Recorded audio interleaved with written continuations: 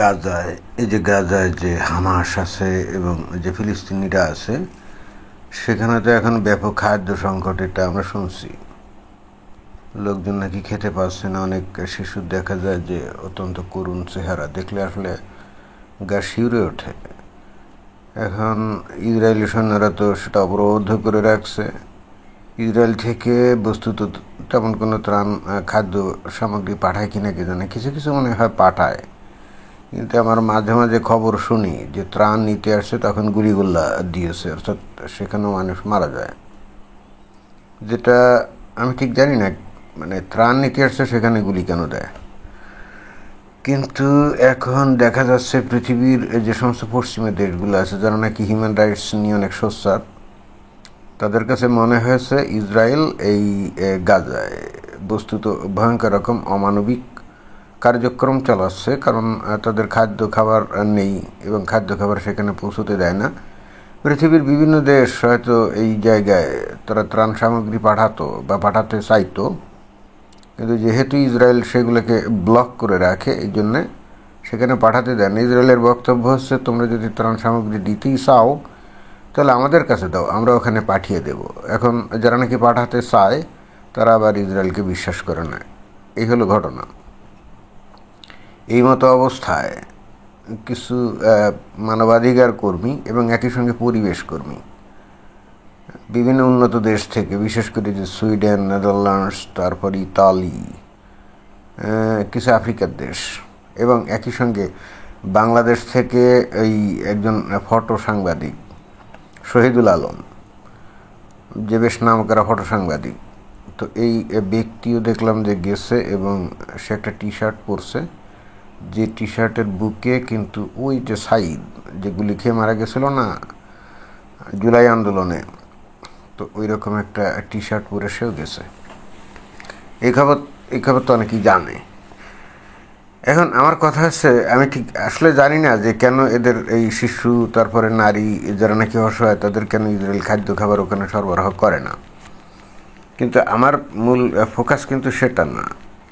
এখন কিভাবে গাজার এই হামাসের লোকজন এবং ইসরায়েল এরা কিভাবে এই তাদের মধ্যেকার যে অবিশ্বাস, দ্বন্দ্ব, সংঘাত, এগুলো নিরসন করবে, সেইটা তারা নিজেরা অথবা পরাশক্তি হ্যান্ডেল করে হয়তো সেটা থামাবে। ওইটা আমার মূল ফোকাস না। আমার মূল ফোকাস হচ্ছে এই যে পশ্চিমা দেশগুলোর যে সমস্ত মানবাধিকার কর্মী যারা আছে, এবং তার মধ্যে একজন অন্যতম হলো পরিবেশ কর্মী, নাম কি, বাড়ি হলো সুইডেনে, গ্রেটা থুনবার্গ। গ্রেটা থুনবার্গ পরিবেশ কর্মী।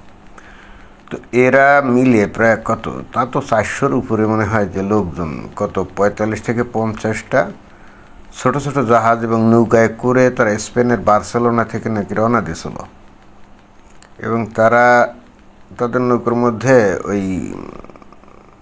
তারা ত্রাণ সামগ্রী নিয়ে যাচ্ছিল, এবং অবশেষে দেখা গেল যে তাদের প্রায় সবগুলাকেই ইসরায়েলি যে নেভি ব্যারিকেড দিয়েছে এবং তাদেরকে ধরে নিয়ে ইসরায়েলে নিয়ে গেছে এবং সম্ভবত একটা অস্থায়ী কারাগার বা যে কোনো একটা কারাগারে রাখছে। এবং খবরে যা জানা গেল, একটাও মনে হয় যে গাজায় করতে পারেনি, নগর করতে পারেনি, অর্থাৎ তারা যে ত্রাণ সামগ্রী নিয়ে গেছিলো এগুলা নিয়ে গিয়ে করতে পারেনি, গাজার লোকজনদেরকে দিতে পারেনি। কিন্তু এটার একটা ইম্প্যাক্ট ব্যাপক, সারা দুনিয়াব্যাপী অনেক প্রচারণা হয়েছে, এবং যারা নাকি এই কাজটা করছে, আপনারা যদি খেয়াল করেন তাহলে দেখবেন যে মুসলিম বিশ্ব থেকে এদের প্রতি প্রচণ্ড রকমভাবে সমর্থন আমরা দেখছি মুসলিম বিশ্ব থেকে। এবং এই যারা এখানে গেছে এর মধ্যে কিছু আফ্রিকার আলজেরিয়া, তিউনিসিয়া, এই ধরনের, মরক্কো, এই ধরনের দেশের কিছু লোকজন আছে, বাট সিংহভাগ কিন্তু অমুসলিম। তারা হয় নাস্তিক অথবা খ্রিস্টান, এমনকি হয়তো ইহুদিও থাকতে পারে, আমি ঠিক জানি না।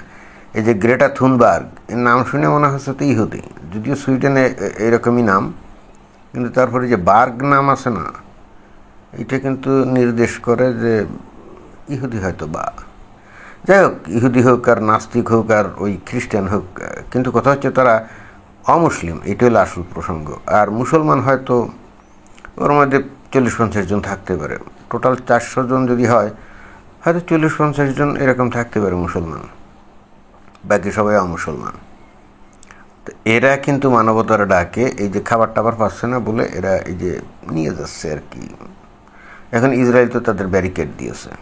এখন আমি যদি তর্কের খাতিরে ধরে নিই যে এরা সবাই মিলে মনে করেন যে গাজায় অ্যাঙ্কর করতে পারলো এবং এই ত্রাণ সামগ্রী এগুলো নিয়ে ওই গাজার ওই লোকজনদেরকে দিল, এরকম যদি হয় তাহলে এখানে সিংহভাগ মানুষ যারা নাকি মানবতার সেবায় মানে মানবতার ডাকে সাড়া দিয়ে তারা এই কাজটা করছে, তাই না? অর্থাৎ গাজায় যে শিশু কষ্ট পাচ্ছে এইটা তাদের হৃদয়কে বিগলিত করছে, এই জন্যে বিবেকের তাড়নায় তারা জীবনের রিস্ক নিয়ে তারা কিন্তু এই জাহাজ এবং নৌকায় করে এই যে খাদ্য খাবার টাবার নিয়ে আসছিল। খেয়াল করতে হবে এখানে কিন্তু ওই ইসরায়েল অতীতে যখন এই ধরনের ঘটনা ঘটছিল তখন কিন্তু বোমা মারছিল, গুলি বন্দুক মারছিল, মেরে কিন্তু সেই জাহাজটা ডুবাই দিছিল।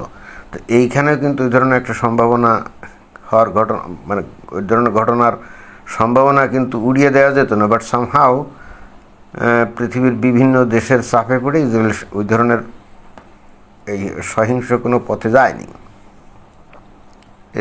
ভালো কথা যায়নি। এখন এই যে বললাম যে তর্কের ক্ষেত্রে ধরে নিলাম যে এরা সবাই মিলে গাজায় অ্যাঙ্কর করলো এবং এই যে খাদ্য সামগ্রী এগুলো গাজার অধিবাসীদের মধ্যে বিতরণ করলো, ভালো কথা। আমার প্রশ্ন হচ্ছে কোনটা জানেন? এরপরে কি এরা এই অমুসলিমদেরকে ভালোবাসত? অর্থাৎ গাজার ওই মুসলমানগুলা, গাজার ওই ফিলিস্তিনি মুসলমানগুলা, তারা কি অমুসলিমদেরকে ভালোবাসত? এবং অমুসলিমরা যে জীবনে রিস্ক নিয়ে একটা মহত্বের কাজ করলো, তাই না?